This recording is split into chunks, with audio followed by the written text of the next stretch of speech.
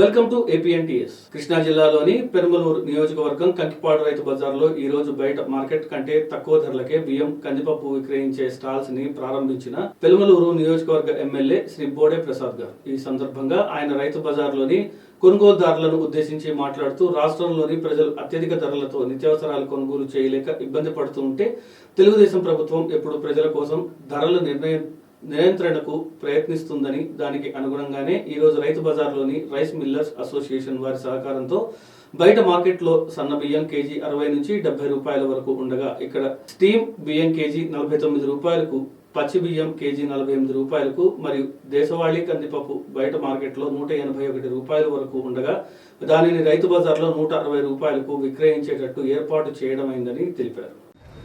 Market rate మీద కందిపప్పు అయితే 19 నుంచి 20 రూపాయల దాకా తక్కువ ధరకి, బియ్యం అయితే సుమారుగా 6 రూపాయలు తక్కువ ధరకి రైతు బజార్లో కేంద్రాలు ఓపెన్ చేసి అమ్మటం జరుగుతూ ఉంది. ఈ రైతు బజార్లకి నాంది పలికింది తెలుగుదేశం ప్రభుత్వం.